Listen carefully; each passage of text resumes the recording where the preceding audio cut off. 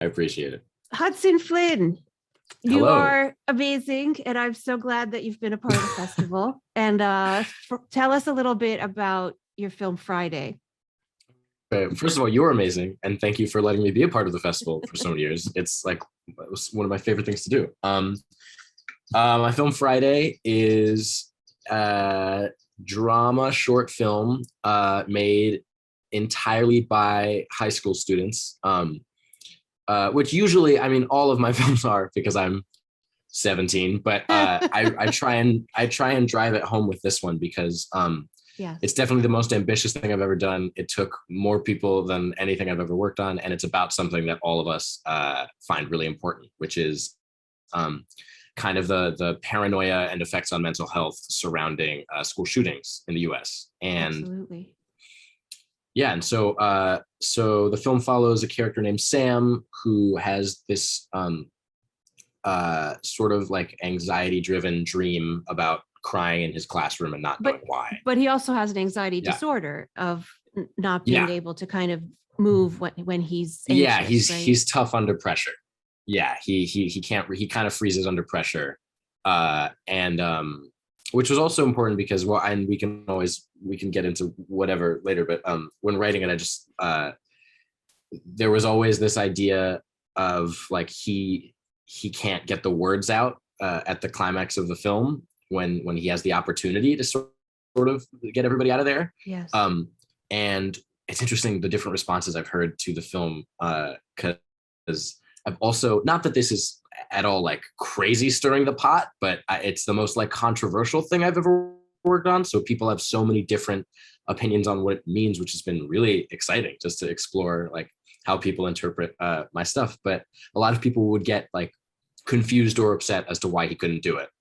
And the whole sort of point of that whole plot point. Yeah. And the whole reason for that plot point was because it's not his responsibility to warn his classmates to get out of there. It's our responsibility to make sure no one's ever in that position. So all of what I just said makes no sense to people who haven't seen it, but watch Friday and so go watch it. Exactly. Yeah. But also I love that part of it because I've dealt with anxiety my whole life. And there's so many people who have anxiety disorders. I get panic attacks and like, I don't think, and I don't think that's discussed enough. I don't have that specific reaction, but, I love that he was a beautiful character who had a flaw, and the flaw was the tragedy of the event, but the event itself was the tragedy, right? Like, so it was very, very well layered, I found. Thank you very much. That came from a lot of, I'm not as experienced with read-throughs, or I am now, but I wasn't when I had been doing Friday. And in my class, which actually didn't greenlight the film, in my film class, I had like 3 different read-throughs of 3 different drafts that were all kind of a clunky mess, and left super embarrassed after all of them in front of all of my brilliant classmates who are basically all geniuses in their own right. Like, it was a crazy group. I'd agree. Yes. And so it was just it was humbling and really made me want to go back and try and hammer in every like concrete thing about the script that I could. So that pressure was actually really good for me in a way that I didn't know before doing it. Just because, I really credit the many attempts at getting it greenlit in this production class to what kind of helped me hone in when writing it on one thing. Yeah. So that the anxiety of the writing class helped you tap into the anxiety of the character. Yeah, a little bit, to be honest. That's right. Because they'd finish that read through and they'd be like, Hudson, like, any thoughts before we start? And I'd be like, I have nothing to, no, I'm frozen. I'm good. Thank you. Yeah. You just hear your own thing out loud and like yourself trying. The worst is when you can hear yourself trying to be smart instead of just hearing something smart. And it's thoroughly humiliating and everybody sees through you. Totally. But luckily, I mean, that but that room was a pretty safe space. So that's good. So that was good. That's very good.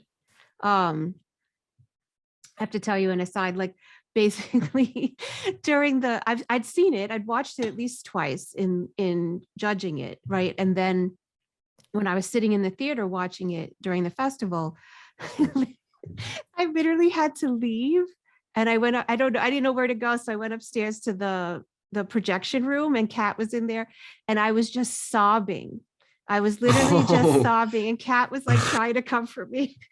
Oh, Nina. So it really hit me, even though Yeah. I'd seen it already, because with you guys all there, and just like, I was like, we suck. Like, we suck as a society that we have even let these children have these thoughts. Like, that some kid could make this movie and have these fears is just a testament to how much we suck as a society. And I could not stop we have work crying to do about that, you know? So it was very effective.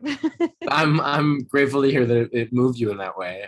You're not someone responsible for why we suck in that way as a society, so you don't need to take that on. But yes, I'm glad that watching it was a helpful reminder that there's work to do, because that's been the biggest just the biggest overall theme that I was going for. And it's sort of a blanket statement, but whenever whenever someone would ask like what I was trying to say, or like what I really mean under all of the stuff, I would try and go for something specific, and it would never make sense, and I'd go on a million tangents, and 45 minutes later I got there. Like, so the thing that I kind of found is just that like this is real and there's work to do, and that's kind of it.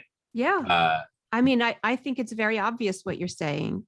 Nice. You know, and you know, I asked you at the festival, and I'll ask you again because I thought it was very powerful. Like, how many active shooter drills have you been through in your elementary and high school career? Yeah, I would say anywhere from somewhere between like mid 50s or 70s, I'd say. Like somewhere, that's a big scale, but somewhere in there, just if we're counting like elementary school. Yeah, from like, you know, day one through high school, you know, how many shooter drills have you been a part of? Yeah, that might be, I don't want to overshoot it because I want it to be realistic, but that might even be lower than it is. Like it's somewhere between, it's anywhere from 3 to 5 a year. And then how that affects, like, how is nobody looking into how that affects students? Like, yeah, you know what I mean? That's a great question. Yeah. Well, it's interesting because I have sort of, in retrospect, disturbing memories from elementary school of that being like a fun thing we did, just because no one knew the context. So it was like, yeah, we'll hide under desks in the dark, like, and giggle and like try and make each other laugh, and the teacher gets mad when anyone's loud or making noise. Like there was one time, it is kind of terrifying. It's just well, I've been in a couple different circumstances in my lifetime where there have been scares or something. My middle school was pretty I'm perfectly fine with saying pretty bad about handling things like that, and especially when it comes to the mental health of the students. From what I've seen, it actually seems like the general safety, eventually they started getting a grip on how to handle circumstances like that. But in terms of mental health and well-being, that went to the door because I'll tell a really, really quick story. In middle school, which is when I started writing this film, by the way, in 7th grade. Because you started writing in 7th grade, which is even more depressing for me. Like, a little bit. Yeah. I've been trying to make that a point too. Not even to be like, so impressive, I've been writing for so long. I just mean like it's something that's been in our heads since before then. Exactly. Yeah. And it was like a short story about a kid who had this dream where there was a school shooting, but he had been crying before it started and he didn't know why. And then he goes to school and realizes that like the substitute teacher that day is the guy he saw come into the room from his dream, and he sits down and nobody knows why, but he starts crying. And that was the whole thing. And I wrote it in like a Google Doc that I still have now. That's kind of a mess and like half attempting screenplay format, half a novel. I don't know what it is, but around when I wrote that, before it, obviously, someone had sent an email to one of the classes in our grade. Like there's like 704, 5, and 6, I guess, or the classrooms. And not my class. I believe I was 705. But in 706, someone had emailed that entire class from an anonymous email saying, tomorrow you're going to pay for your sins. Watch out. I'm coming for you. Oh, Lord. Oh, my goodness. It was pretty terrible. And then what happened was my middle school sent out an email that said, hey there, so you're good to come to school tomorrow because the NYPD will be there. That being said, that means they've classified it as a real threat. And I, just being someone that is behind on schoolwork and also has 2 parents who are super supportive of my school stuff, but kind of try and give me room and like, don't check like emails from the school all the time. Like I went to school not knowing anything. The next day, I found out that morning when I got to school. And also from the multiple police officers all over my school, and the fact that 6 out of the 30 kids in my class showed up to school that day. It was somewhere. My child would have been home. Yeah, it's of course. And I don't blame my parents for it either, because it's just like it's hard. I mean, whose responsibility should it be except for the fact that shouldn't be a real threat? We should get an email of that and be like, well, what are they going to do? Like they have no options, right? The fact that it's realistic that could be dangerous is terrible. Exactly. But but one time we were sitting in a classroom with a substitute teacher, or I think it was one of our teachers, but they were like filling in for another teacher who came in. It was all over the place. I think maybe certain teachers didn't come in that day. Like it was terrifying. And we're all sitting there talking about whether we feel safe or not that day. And she's trying to comfort us. And then a light goes out in the hallway, like the hallway through the classroom window goes out, and we're all very afraid. And so basically somebody was shooting a horror film. Exactly. It was something like that. Yeah. But no, I mean, it ended up being nothing, and they investigated it, and that day was fine. But like, I am never going to forget the, like, just the how much the fear and anxiety and paranoia of that circumstance took over my entire body the entire day. Because, I was younger. I didn't have any idea of like, oh, maybe I'll like leave at out lunch and not come back, or like I was just like, we go to school. This is what we do. So like, what's the deal? Like now, if that were to happen and I showed up, I would have gone, oh, okay, well, I'm going to leave the building now because I'm responsible and I know what to do. But at the time, we're young. Like there's no way to know where to go, and you're supposed to feel safe at school as well. And so, I definitely think in kind of doing like a self-reflection and self-analysis, I think that short story came out of a really real, I don't want to say trauma because that's a little bit of an exaggeration, but I don't think it's an exaggeration. Okay. Yeah. It was just that is one occurrence of, I won't obviously get into it, but one occurrence of a couple different times that happened at that school. Okay. And that was like the worst it got while I was there. I've heard that since it's also not been great, and I hope that they can get a handle on it. I've been in touch with people to hopefully try and make change on that. But yes. But yeah. Have you sent the film to the administration? Just as like the biggest FU. Let's rephrase it as a, Yeah. No, I mean, a wake up call. Yes. Thank you. Yes. Yeah. I mean, I haven't, I probably should, just cause it was a really anxiety inducing experience. Totally. No, those things like that have a lasting effect, especially at that age with that level of intensity. So I think trauma is very accurate, truly. Yeah, it was. I'm sorry. I was just like, I was like, we failed you, and Kat's like, it's okay. I mean, there's this is real, and there's work to do. And you mentioned some organizations that. Yes, absolutely. And I'm glad that I kind of realized to mention those organizations for the first time at your festival, and I've been doing it at the rest of that we've gone to since. Which is